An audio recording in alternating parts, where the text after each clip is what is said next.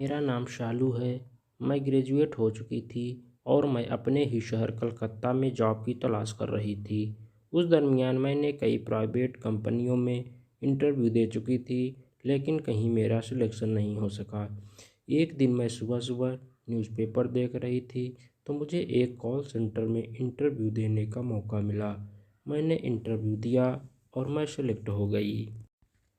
कुछ महीने बीत गए, लेकिन सैलरी इतनी कम थी कि इसमें मैं अपने परिवार का खर्च नहीं चला सकती थी। अतः मुझे एक नई नौकरी की तलाश थी।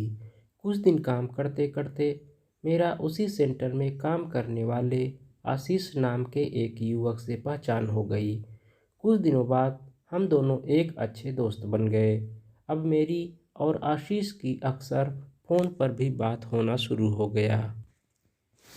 एक दिन मैंने आशीष से कहा कि यहाँ सैलरी बहुत कम है और मुझे दूसरी नौकरी चाहिए।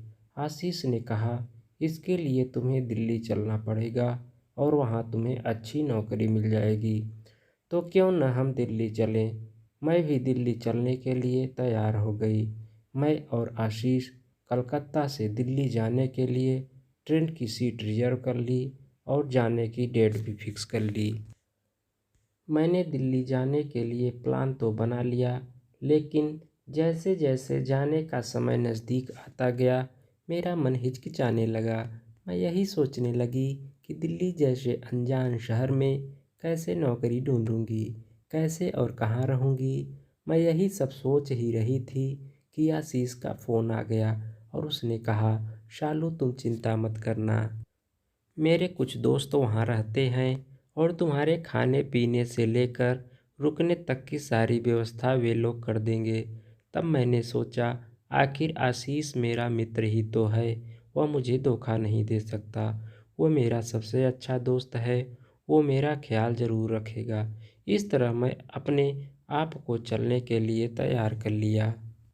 आशीष और मैं दिल्ली आ गए और वह मुझे अपने प्लान के मुताबिक अपने दोस्तों के कमरे पर ले गया। वहाँ सभी का एक दूसरे से इंट्रो होता है। कुछ देर बाद मेरे सामने चाय आती है और मैं चाय पी लेती हूँ। अब मुझे क्या पता, यहाँ पर मेरा दोस्त मेरे साथ धोखा देने के लिए ले आया है। मैं चाय पीने के बाद बेहोश हो गई। मुझे जब होश आया तो मेरे पाँव के तले से ज़मीन खिसक गई। मैं अपने आप को एक कोठे पर पाई। मुझे मेरे दोस्त ने एक कोठे वाली को 5 लाख रुपए में बेच दिया था।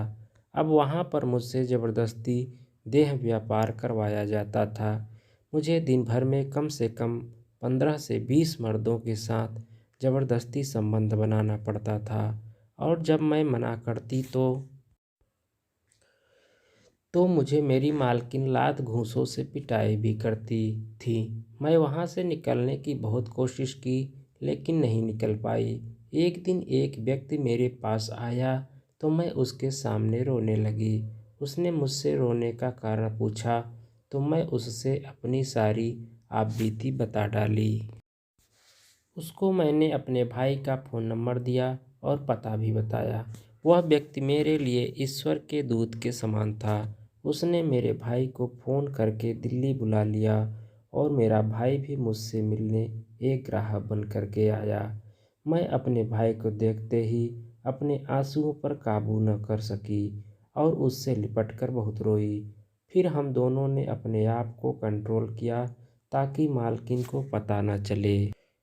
मेरा भाई कहता है, वहाँ तुम चिंता मत करो, मैं तुम्हें इस नरक से ज़रूर निकालूंगा।